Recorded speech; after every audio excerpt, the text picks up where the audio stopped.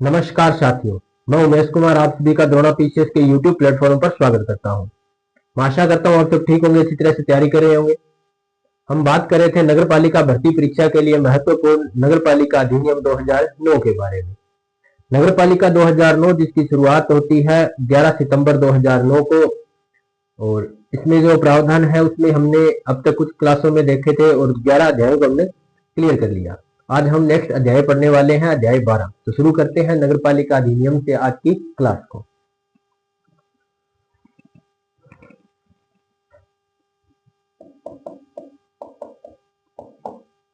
नगर पालिका अधिनियम 2009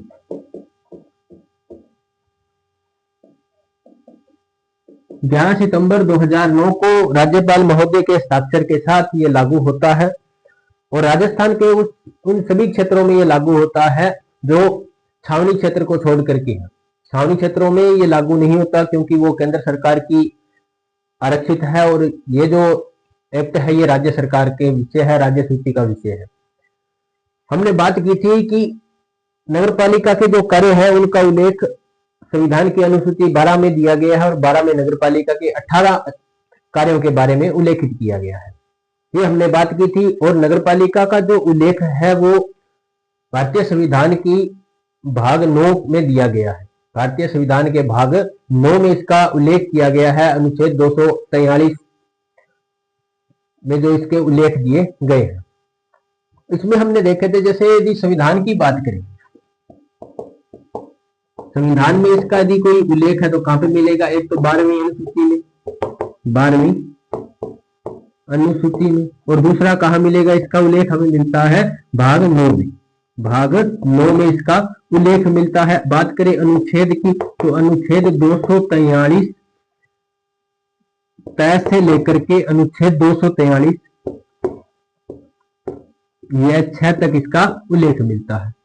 अनुच्छेद 243 तय से अनुच्छेद 243 या 6 तक इसका क्या मिलेगा? हमें उल्लेख मिलेगा। और 12वीं अनुसूची के अंदर इसका क्या मिलता है हमें? तो 18 कार्यों का उल्लेख है। 18 कार्यों का उल्लेख है। किसके 18 कार्य? तो नगर पालिका के 18 कार्यों का उल्लेख है। ये सब हमने बात कर ली थी। अब जो आज हम बात करने वाले हैं वो करेंगे नगर पालिका अधिनियम के अध्याय 12 से इसको शुरू करेंगे, जिसमें लिखा है नगर पालिका की शक्तियां। नगर पालिका की शक्तियां और कुछ अपराध के बारे में यहाँ पे चर्चा की गई है। तो इस अध्याय को बहुत ही गहराई से पढ़ना होगा, बहुत ही समझ के साथ पढ़ना होगा, क्योंकि यहाँ से अच्छे क्वेश्चन बनने वाले हैं। ये जो धाराएं हैं महत्वपूर्ण है और ये अध्याय भी बड़ा महत्वपूर्ण है। कौन सा अध्याय? अध्याय 12। टाइटल आपको याद होना चाहिए, उसके बाद जो भी प्रावधान है उसको हम आगे देखते हुए चलेंगे।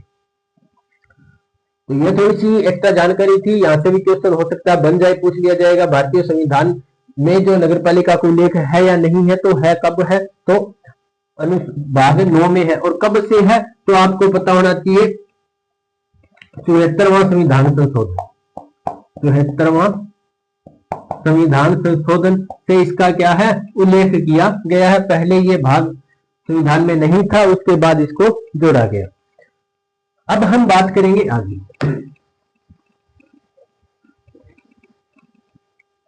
आज हम देखने वाले हैं नगर पालिका की शक्तियों के बारे में। तो हेडिंग डाल लीजिएगा अध्याय 12।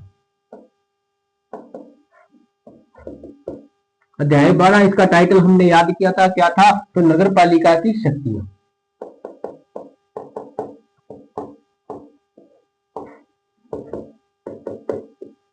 नगर पालिका की शक्तियां यानी नगर पालिका अपने क्षेत्र में किन किन विशेषाधिकारों को रखती है, वो अपने क्षेत्राधिकार में क्या क्या कार्य कर सकती है, वो सारे के सारे इसके अंदर लिखा गया है।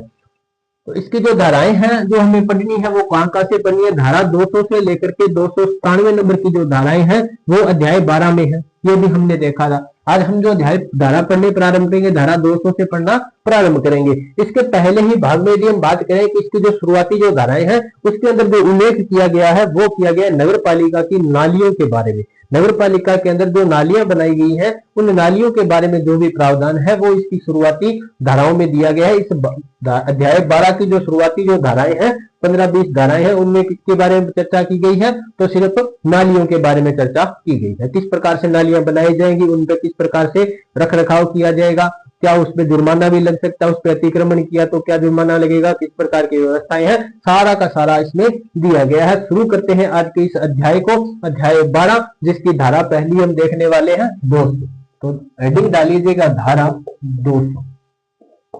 धारा 199 तक हमने देख लिया था, 11वें अध्याय में थी, हमने पिछली क्लास में बात की थी। और यदि आपने वो पिछली क्लास नहीं देखी है तो आपको उसका लिंक डिस्क्रिप्शन में मिल जाएगा, द्रोणा पीसीएस के यूट्यूब प्लेटफॉर्म पर आप उसे देख सकते हो। धारा 200, धारा 200 का टाइटल है नगर पालिका की जो नालियां हैं उन पर नगर पालिका के जो नियंत्रण है, यानी कि नालियों आदि पर नगर पालिका का नियंत्रण। इसका टाइटल क्या है, तो नालियों आदि पर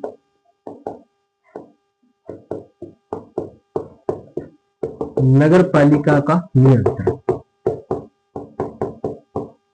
नगर पालिका में जो भी नालियां होंगी उन सभी पर अधिकार किसका होगा, नियंत्रण किसका होगा, तो नगर पालिका का ही नियंत्रण होगा। ये तो कॉमन सेंस की बात है, इसमें ज्यादा कुछ समझने वाली बात नहीं है। टाइटल आपको याद करना है। पहले ही धारा है अध्याय 12 की, जिसमें लिखा नालियों पर किसका नियंत्रण होगा, तो नगर पालिका का नियंत्रण होगा। ये तो बात हुई इसकी। फिर बात करते हैं धारा 201 की। कुछ धाराएं ऐसी हैं जिनके सिर्फ आपको टाइटल याद करने हैं, और कुछ धाराएं ऐसी हैं जिनके आपको अंदर की बातें भी याद करनी पड़ेंगी, क्योंकि क्वेश्चन वहां से कथन कारण से पूछे जा सकते हैं। और धाराओं से क्वेश्चन मिलान करने वाले पूछे जाएंगे। एक तरफ आपको धाराएं दे दी जाएगी, दूसरी तरफ उनके अंदर के जो उनके टाइटल दे दिए जाएंगे, और उनको मिलाना पड़ेगा कौन सा टाइटल कौन सी धारा का है। अब तो इस प्रकार से मिलान करने वाले क्वेश्चन पूछे जा सकते हैं। अब बात करते हैं धारा 201 में क्या लिखा गया है। इसमें लिखा गया है नालियां बनाने की शक्ति। क्या लिखा गया इसमें, नालियां बनाने की शक्ति।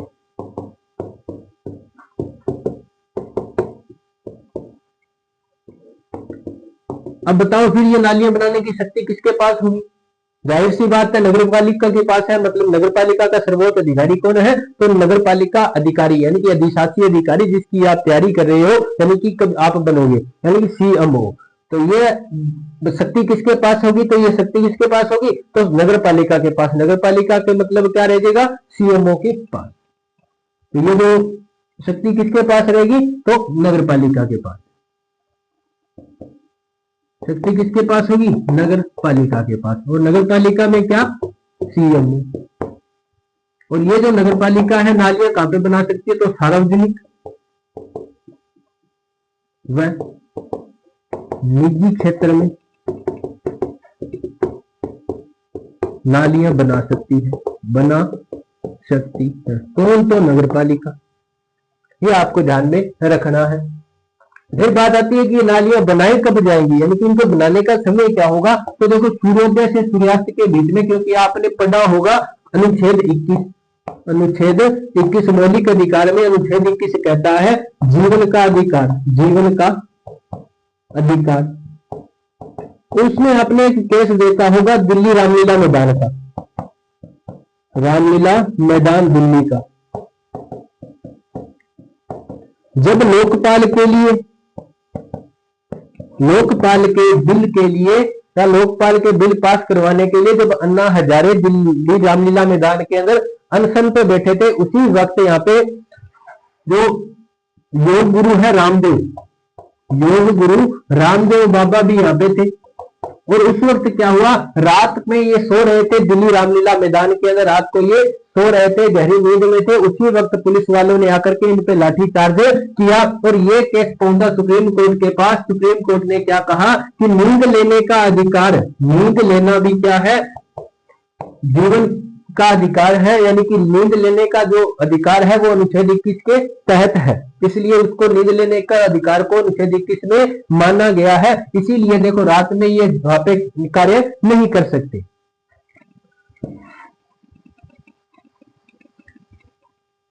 इसीलिए ये क्या है, इसका जो निर्माण कार्य कब किया जाएगा, यानी नालियों का निर्माण सूर्योदय व सूर्यास्त के बीच में, सूर्योदय और सूर्यास्त के बीच में क्या किया जाएगा, नालियों का निर्माण किया जाएगा। फिर बात करते हैं यदि किसी के मकान के यदि कुछ नुकसान होता है, कुछ क्षति होती है, तो इसकी भरपाई कैसे की जाएगी। तो इसमें लिखा गया है नुकसान की भरपाई, नुकसान की भरपाई। भरपाई यानी कि इसको कहते हैं प्रतिकर, भरपाई की जाएगी। जैसे ये हुआ, यहाँ पे सड़क बनी हुई है और इस प्रकार यहाँ पे किसी ने कुछ बना रखा है मकान, और इसके पास नालियां बनवानी और किसी की दीवार टूट जाती है, तो उस दीवार की जो भरपाई है वो नगर पालिका उस व्यक्ति को करेगी जिसकी दीवार टूट गई है। और किस रूप में करेगी, तो प्रति कर के रूप में कर लेना होता है, प्रति कर उसको देना होता है। तो इस प्रकार से है धारा 201 में लिखा गया नालियां बनाने की शक्ति किसके पास होगी, नगर पालिका के पास, और नगर पालिका सीएमओ के माध्यम से सार्वजनिक व निजी क्षेत्र में नालियां बनवा सकती है। निर्माण कार्य कब किया जाएगा, सूर्योदय और सूर्यास्त के बीच में किया जाएगा और नुकसान की भरपाई की जाएगी। ये बात आपको ध्यान में रखनी है। ये है धारा 201 और धारा 202। इसका स्क्रीनशॉट यदि आपने ले लिया हो तो बढ़ते हैं आगे, देखते हैं धारा 203 के बारे में। इसके बाद देखेंगे धारा 202 को। अब देखते हैं धारा 202।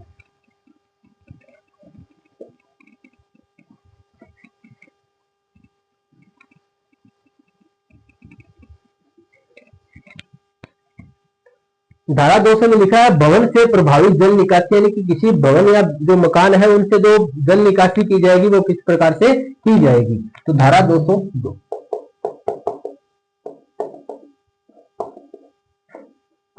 इसके टाइटल है भवन से प्रभावित जल निकासी। जल निकासी के लिए आपका यहाँ पे मकान है, जैसे ये आपका यहाँ पे क्या है मकान है, उधर नगर पालिका की नाली है। अब आपको क्या करना पड़ेगा, इसके अंदर अपना जो जल निकास है वो करना पड़ेगा, लेकिन इसमें जल निकास करने से पहले आपको नगर पालिका से अनुमति लेनी पड़ेगी। क्या लेनी पड़ेगी, अनुमति लेनी पड़ेगी। यदि आपने अनुमति नहीं ली है तो आप पर जुर्माना लग सकता है। जुर्माना भी कितना, 2000 से लेकर के 5000 रुपए तक का जुर्माना आपसे लग सकता है यदि आपने यहाँ पर क्या नहीं ली, अनुमति नहीं ली। तो जल निकासी के लिए नगर पालिका से क्या लेना पड़ेगा, तो अनुमति लेनी पड़ेगी। जल निकासी हेतु, यानी कि नालियों में आप जल निकासी कर रहे हैं तो उसके लिए आपको क्या लेनी पड़ेगी, अनुमति लेनी पड़ेगी, अनुमति लेनी होगी। और फिर आप उसके अंदर जल निकास करोगे तो किस प्रकार से कर सकते हो, आप उसके अंदर मल वाहन कर सकते हो। मल वाहन क्या कर सकते हो, मल वहन कर सकते हो। जल की निकासी कर रहे हो, यानी कि क्या कर रहे हो, जल निकासी। और आप क्या करोगे, वाटर फिटिंग, ये आपको कार्य करवाना पड़ेगा। और यदि धारा का उल्लंघन होता है, मतलब आपने अनुमति नहीं ली है, तो क्या होगा, यानी कि उल्लंघन पर जुर्माना। उल्लंघन पर जुर्माना, जुर्माना कितना होगा, 2000 से लेकर के कितने रुपए तक हो सकता है, 5000 रुपए तक का जुर्माना आपसे लिया जा सकता है। धारा 202 कहती है भवन से प्रभावित जल निकासी किस प्रकार से की जाएगी। जल निकासी के लिए पहले आपको क्या लेनी पड़ेगी, नगर पालिका से अनुमति लेनी पड़ेगी। अनुमति आपने ले ली है तो जल निकासी किस प्रकार से की जा सकती है, किस रूप में, एक तो मल वहन के रूप में, जल निकासी के रूप में, वाटर फिटिंग भी आप उसमें करवा सकते हैं। तो इस प्रकार की बात यहाँ पे लिखी गई है। और यदि आपने अनुमति नहीं ली, यानी कि आपने इस धारा का उल्लंघन किया है, तो आप पर 2000 से 5000 रुपए तक का जुर्माना लग सकता है। ये बात किसमें लिखी गई है, धारा 202 में लिखी गई है। इसको अपने सरल भाषा में लिखा है। यदि आपने इसको ओरिजिनल एक्ट में देखोगे तो शायद आपको ये लैंग्वेज थोड़ी सी टफ लगेगी। और अपने यहाँ पे द्रोणा पीसीएस के यूट्यूब प्लेटफॉर्म पर आपको ये बिल्कुल सरल भाषा में उपलब्ध करवाई जा रही है। तो धारा 202 आपने देख ली। अब देखेंगे धारा 203 के बारे में। स्क्रीनशॉट आपने ले लिया होगा, लिख लिया होगा। देखते हैं धारा 203 को।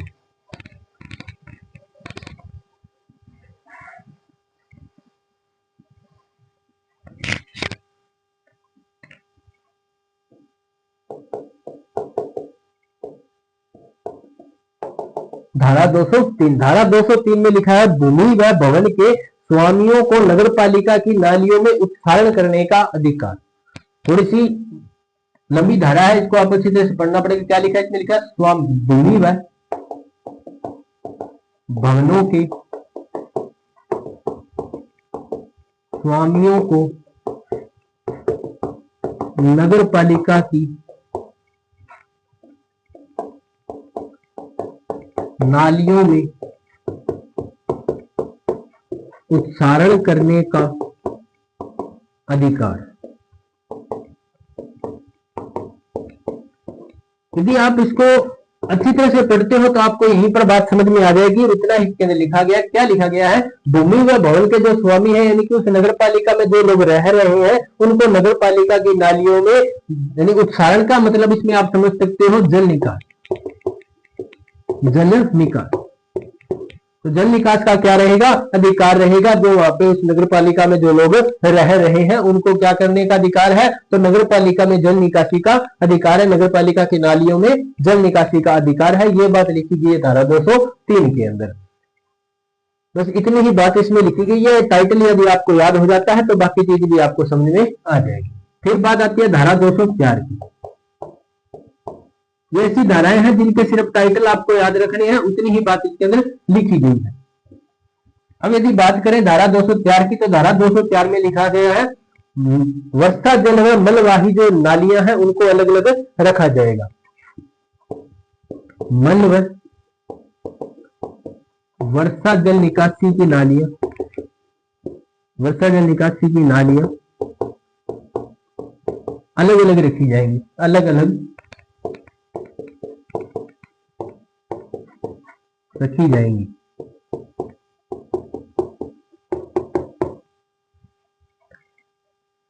मल वहन व वर्षा जल की निकासी की जो नालियां है वो क्या रहेगी, अलग अलग होगी। ये बात लिखी गई है धारा 204 में। बस टाइटल आपको याद हो जाना चाहिए, इतनी ही बात इसके अंदर लिखी गई है। और दोनों धाराओं को एक साथ हमने देख लिया। ये जो हमने बात की थी ना, धारा 200 से लेकर धारा 200 से लेकर 215 तक की जो धाराएं हैं वो नालियों से संबंधित है। किससे संबंधित है, नालियों से संबंधित है। तो ताकि ये सारी नालियों की धारा आज इस सेशन में हम अलग से करने वाले हैं। तो आपने इसका स्क्रीनशॉट ले लिया होगा। बढ़ते हैं आगे, देखते हैं धारा 205 को।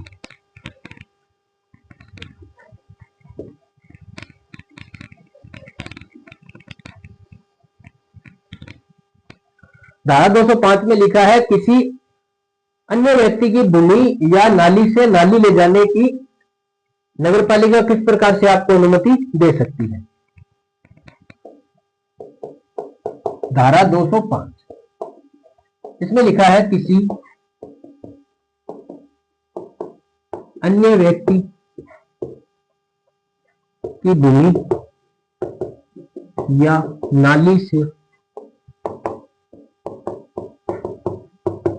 नाली ले जाने हेतु नगरपालिका किस प्रकार प्राधिकृत करेगी।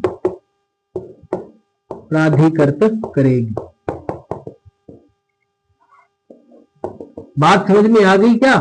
नहीं आई तो कोई दिक्कत नहीं है, मैं आपको अच्छी तरह से समझा दूंगा। हुआ क्या, देखो ये आपका मकान है और ये पास में किसी की जो खाली भूमि पड़ी है और यहाँ पे नाली है, मुख्य नाली यहाँ पे है।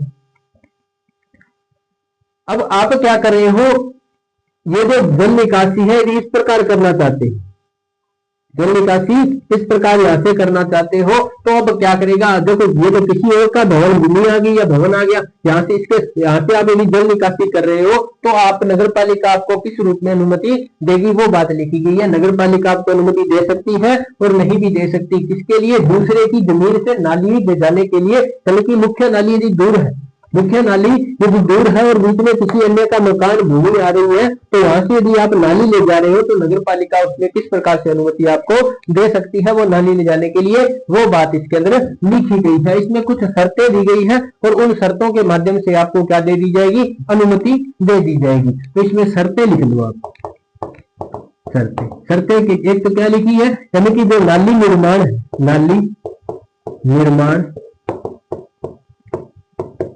सूर्योदय व सूर्यास्त के बीच होगा, बीच किया जाएगा, बीच किया जाएगा। और दूसरी शर्त है कम से कम नुकसान के साथ, नुकसान करके, यानी कि तोड़फोड़ कम से कम की जाएगी, ये इसमें लिखा गया। और उसमें लिखा गया है सामने वाला, यानी कि जो व्यक्ति जिसकी जमीन है वो, यानी कि सामने वाला आपसे यानी कि कुछ फीस भी वसूली कर सकता है, वो पैसों की मांग भी कर सकता है, सामने वाला फीस की मांग भी कर सकता है, फीस या किराए की, समझा इसमें सामने वाला किराए की मांग कर सकता है, किराए की मांग कर सकता है। इसके माध्यम से यदि आप ये शर्तें पूरी करते हो तो आपको क्या मिल जाएगी, दूसरे की भूमि से नाली ले जाने हेतु क्या मिलेगी, अनुमति मिल जाएगी। ये इसके अंदर बात लिखी गई है धारा 205 में। यदि आप किसी दूसरे व्यक्ति की भूमि या भवन से या उसकी नाली से यदि नाली ले जा रहे हो, यदि आपके मकान से, आपके घर से, आपकी नाली से मुख्य नाली यदि दूर पड़ती है तो किसी उसके बीच में किसी अन्य का भवन आ जाता है, भूमि आ जाती है, तो उसकी भूमि से यदि आप नाली ले जा रहे हो तो उसके लिए कुछ शर्तें हैं वो माननी पड़ेंगी, उसके तहत आपको अनुमति मिल जाएगी। ये बात लिखी गई धारा 205 में। अब हम देखेंगे धारा 206 को। तो धारा 206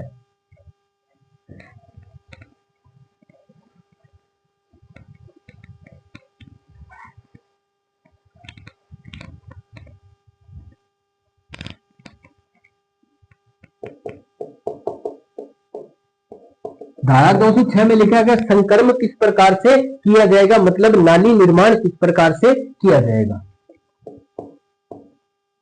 संकर्म किस प्रकार से किया जाएगा।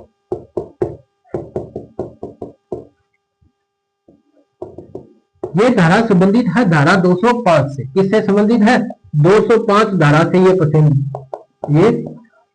संबंधित है। कैसे संबंधित है, यानी कि आप किसी दूसरे की भूमि या भवन से नाली ले जा रहे हो तो उसमें आपको नाली किस प्रकार से बनानी पड़ेगी, वो बात इसके अंदर लिखी गई है। तो किस प्रकार से, तो एक इसमें लिखा जितना जल्दी हो सके, जितना जल्दी हो सके, कम से कम तोड़-फोड़ के साथ,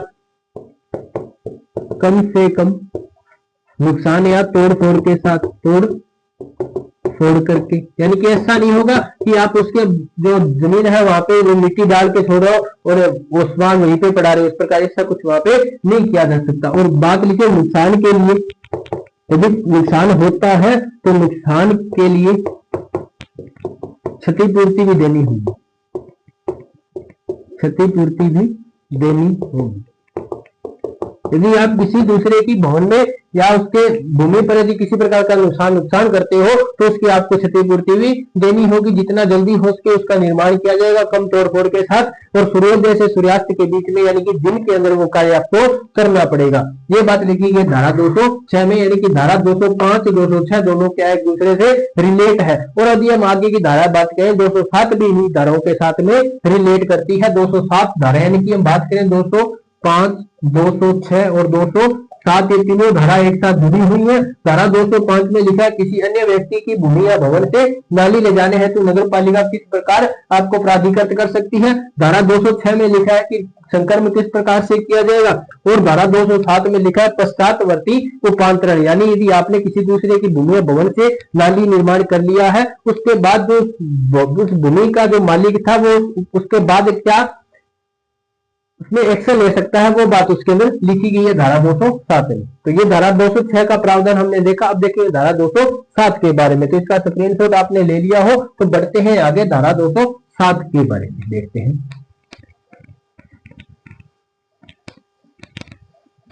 देखेंगे धारा 207 को।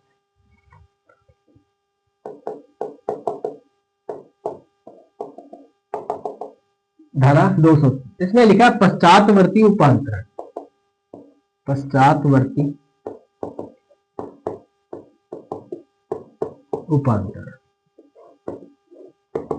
यानी कि जिस व्यक्ति की भूमि से नाली ले जाई गई है और उसके जो पश्चातवर्ती उपांतरण किसके बारे में है, तो जिसकी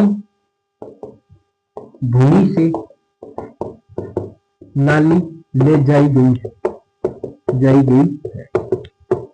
उसके बारे में है। वो क्या क्या एक्शन ले सकता है, वो क्या क्या एक्शन ले सकता है। वो हो सकता है कि आपको उस जो निर्माण जो किया गया उसमें परिवर्तन को परिवर्तन कर सकता है, या उसको नाली को तुलवा सकता है, इस प्रकार से ये कार्य कर सकता है। तो उसमें जो भी बाद में जो एक्शन है क्या क्या वो क्या नाली या निर्माण में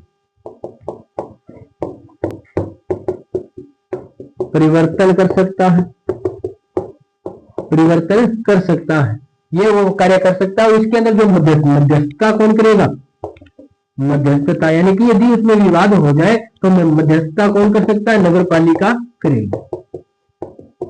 बीच बचाव कौन करेगा, तो नगर पालिका करेगी। ये बात ध्यान में रख लेना। धारा 207 में इतना ही है। 7 में क्या होगा, पश्चात, 7 में पश्चात, 7 में पश्चात, 7 में पश्चात, इस प्रकार 4-5 बार बोलोगे तो आपको धारा याद हो जाएगी। धारा 207 में इसके बारे में उपबंध है, तो पश्चातवर्ती उपांतर, यानी कि किसी अन्य की भूमि से भी हमें नाली ले जाई गई है तो वो व्यक्ति क्या क्या एक्शन ले सकता है। अब बात करेंगे धारा 208 के बारे में। ये धारा 207 हमने देख ली, यदि आपको समझ में आ गई हो, स्क्रीनशॉट ले लिया हो तो बढ़ते हैं आगे। यदि आपको भी कोई चीज समझ में नहीं आती है तो आप कमेंट में वो चीज बता सकते हैं, हम दोबारा आपके कंफ्यूजन को सॉल्व करने का प्रयास करेंगे। अब बात करते हैं धारा 208 के बारे में।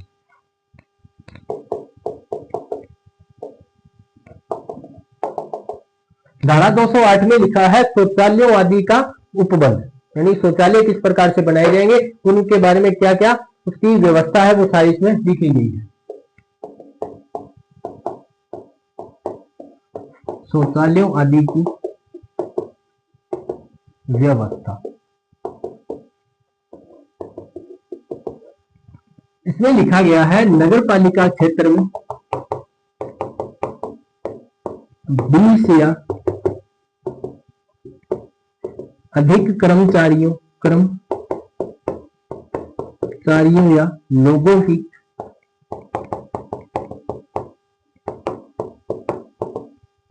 संस्था वाले स्थान पर शौचालय की उचित व्यवस्था करनी होगी। उचित व्यवस्था करनी होगी।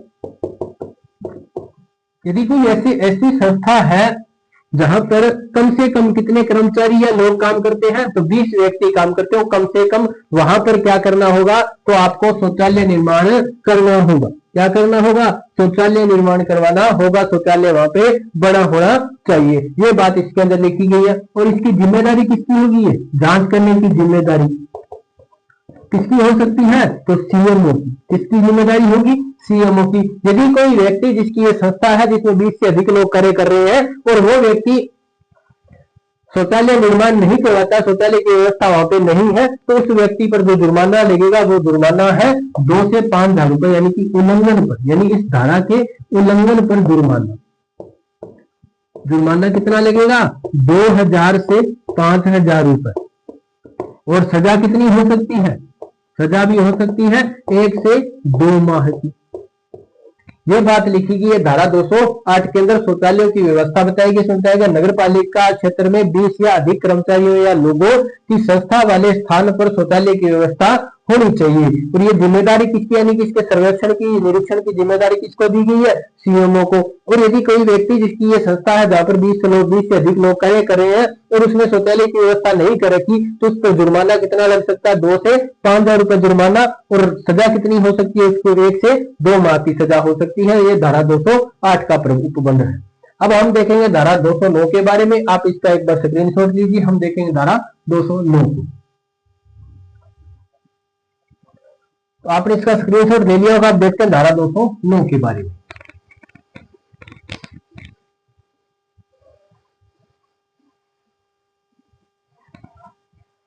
धारा 209,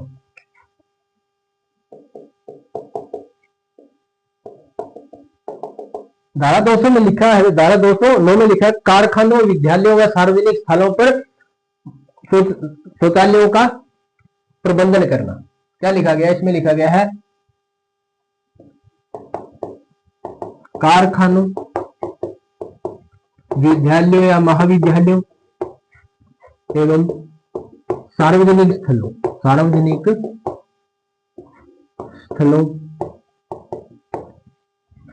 स्थलों पर मूत्रालयों व शौचालयों की व्यवस्था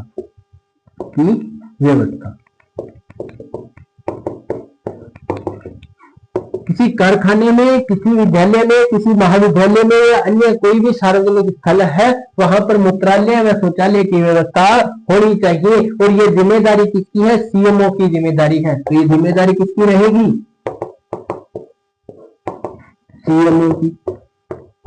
और यदि कोई व्यक्ति इस धारा का उल्लंघन करता है, यानी कि उस कारखाने का जो भी संस्था प्रधान है, उसका प्रधान, कोई विद्यालय जिसका संस्था प्रधान या सार्वजनिक स्थल जिसका कोई भी संस्था प्रधान है, और यदि वो व्यक्ति वहां पे मूत्रालय या शौचालय की व्यवस्था नहीं करता है तो उस पर जुर्माना लग सकता है। जुर्माना कितना होगा? तो वो 10,000 से 20,000 रुपया जुर्माना होगा। और ये जो धारा है ये सभी के लिए क्या है? बाध्यकारी है। और सीएमओ का आदेश, सीएमओ जिम्मेदारी है, सीएमओ का आदेश क्या रहेगा? बाध्यकारी रहेगा। सीएमओ का आदेश बाध्यकारी होगा।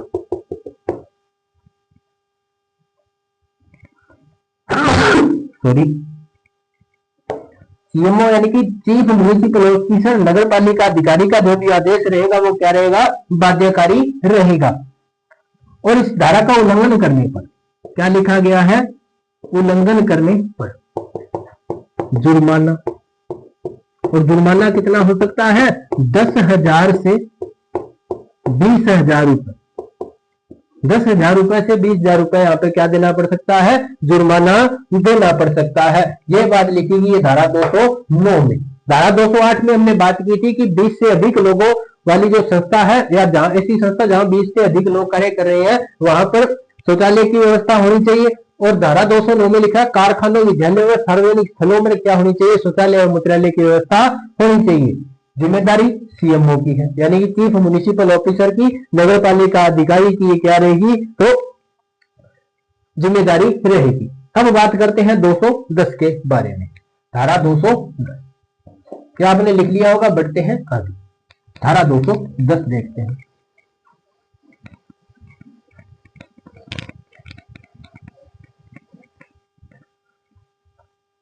धारा 210 में लिखा गया है शौचालयों की मरम्मत व निर्माण की दशा में जो भी खर्चा जो होगा। धारा 210 शौचालयों के मरम्मत व निर्माण की दशा में जो भी खर्चा होगा वो किससे वसूल किया जाएगा? ये बात यहाँ पे लिखी गई है। शौचालयों के निर्माण या मरम्मत की दशा में खर्चा।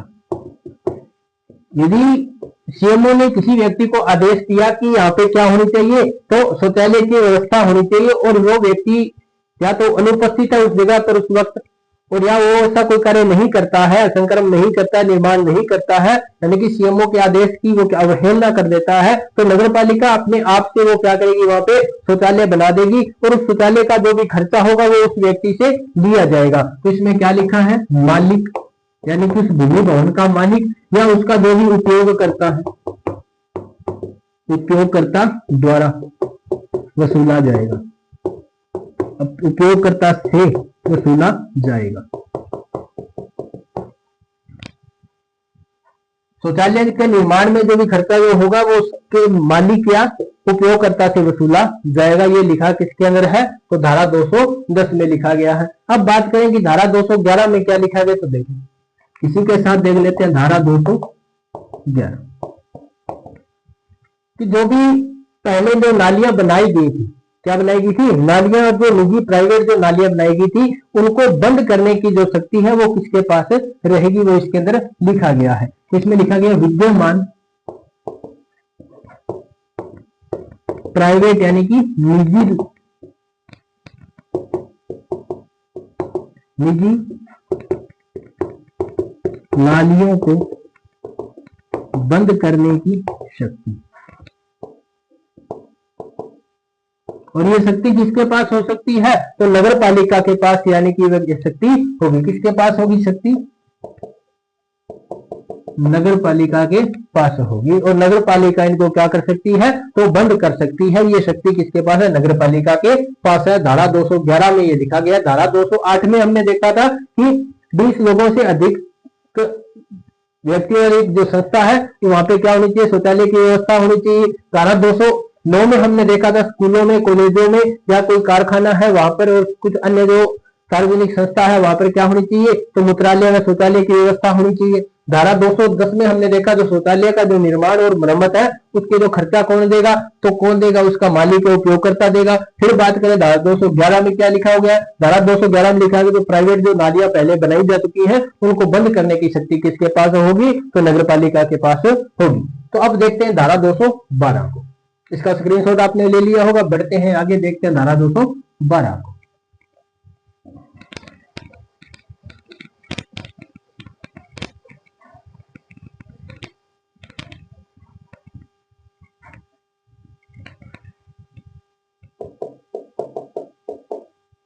धारा 212 और धारा 212 में लिखा गया है जो अप्राधिकृत रूप से जो भी नालियां बनाई गई हैं उन नालियों के बारे में क्या उपबंध रहने वाले हैं।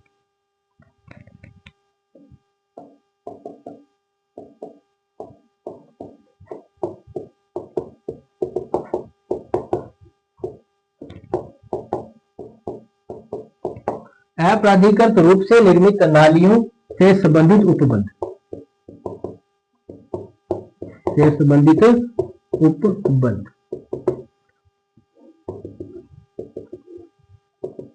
ऐसी नालियों को क्या कर दिया जाएगा, बंद कर दिया जाएगा, इनको नष्ट कर दिया जाएगा। ऐसी नालियों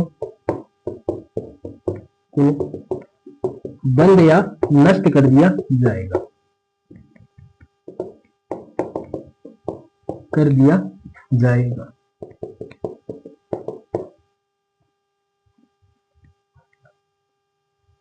ऐसी नालियों को क्या कर दिया जाएगा, बंद या नष्ट कर दिया जाएगा। ये बात लिखी किसमें गई है, धारा 212 में। टाइटल याद होना चाहिए। 12 में क्या लिखा गया है, जो भी नालियां जो बिना अनुमति के बनाई गई हैं उनके बारे में जो उपबंध है।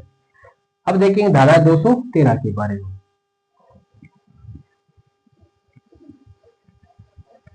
धारा 213, धारा 213 में लिखा गया नगर पालिकाओं की नालियों पर अतिक्रमण। नगर पालिका की नालियों पर यदि कोई अतिक्रमण करता है तो उसमें क्या उपबंध रहने वाले हैं, वो लिखा गया धारा 213 में। देखो ये तीन को इस प्रकार करेंगे तो क्या बन जाएगा, अ बन जाता है, मतलब अतिक्रमण। इसमें लिखा गया नगर पालिका की नालियों का अतिक्रमण। तो यदि नगर पालिका की नालियों पर अतिक्रमण करता है तो क्या किया जाएगा। देखो ऐसे हो सकता है, अतिक्रमण कैसे होगा, जैसे ये कोई मार्ग है और इसकी मार्ग के किनारे यहाँ पे नाली बनाई गई है और यहाँ पर किसी का मकान है और मकान बिल्कुल नाली से सटकर बनाया गया है। अब क्या होगा, मकान से बाहर निकलने के लिए इसने यहाँ पे क्या बना रखी है, स्टेप्स बना रखी है, सीढ़ी बना रखी है नाली के बिल्कुल ऊपर। तो ये क्या हुआ, नगर पालिका की नाली का अतिक्रमण हुआ, या किसी ने ऐसे किए कर दिया हो, यहाँ पे बिल्कुल सटकर मकान बना रखा है, बाहर निकलने के लिए जगह नहीं है, बैठने के लिए यहाँ पे क्या बना दिया इसने, कोई एक चौकी बना दी और नगर पालिका की नाली पर क्या कर लिया, अतिक्रमण कर लिया। ये भी तो नगर पालिका की नाली पर अतिक्रमण ही तो है। या क्या किया, नगर पालिका की नाली के ऊपर इसने कोई निर्माण कर रखा है, जैसे यहाँ पे कोई मकान बना रखा है वो नाली के बिल्कुल ऊपर है, तो ये क्या हुआ, उस नगर पालिका की नाली पर क्या हो गया, अतिक्रमण हो गया। और अब इसके क्या कर दिया जाएगा, ये भी जो यहाँ पे निर्माण किया गया, अतिक्रमण किया गया, इसको तुड़वा दिया जाएगा। कौन तुड़वाएगा, तो नगर पालिका, यानी कि क्या नगर पालिका सीएमओ के माध्यम से यहाँ पे क्या करेगी, सर्वेक्षण करेगी और उसके बाद इसको तुड़वा दिया जाएगा। नगर पालिका सर्वेक्षण करेगी, अतिक्रमण को तुड़ा, अतिक्रमण हटवा दिया जाएगा, हटवा दिया जाएगा। और जो भी खर्चा लगेगा, यानी नगर पालिका जो भी खर्चा करेगी इस अतिक्रमण को तुड़वाने में, उसका क्या कर लिया जाएगा, तो खर्चा वसूल लिया जाएगा। उस सामने वाली व्यक्ति से क्या किया जाएगा, खर्चा वसूल लिया जाएगा। उसके बाद में जुर्माना, और जुर्माना कितना लगेगा, 1000 रुपए जुर्माना। कितना लगेगा जी, 1000 रुपए का जुर्माना लगाया जा सकता है। ये बात यहाँ पे लिखी गई है। उसमें जो संरचना उसको हटा दिया जाएगा, तुड़वा दिया जाएगा और खर्चा वसूल कर लिया जाएगा। खर्चा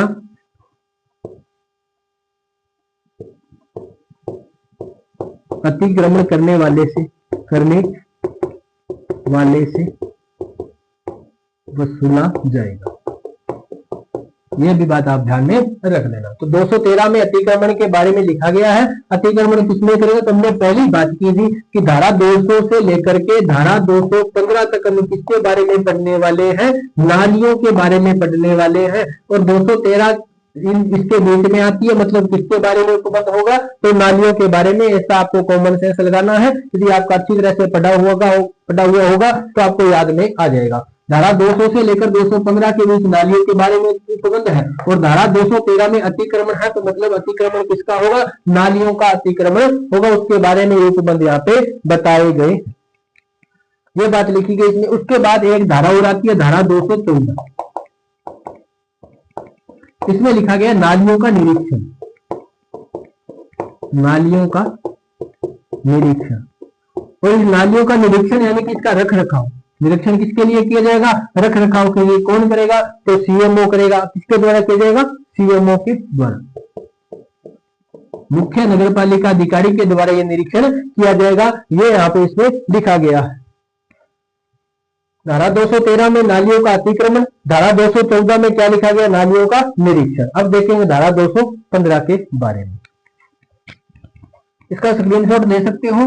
बढ़ते हैं आगे, देखें धारा 215 के बारे में।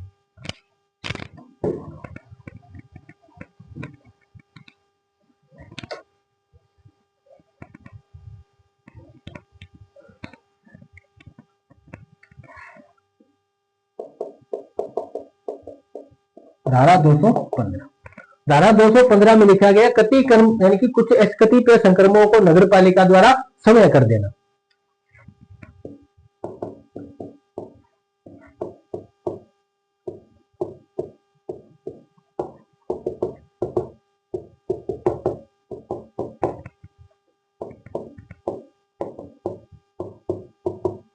कतिपय संक्रमणों का नगर पालिका द्वारा समय करवाना है, यानी कि संक्रमण वो क्या कर रहे हैं, नगर पालिका समय कर रहे हैं। कुछ ऐसी जो नालियां जो कुछ नगर पालिका खुद बना देगी, उसका जो खर्चा वो मालिक से वसूल लिया जाएगा।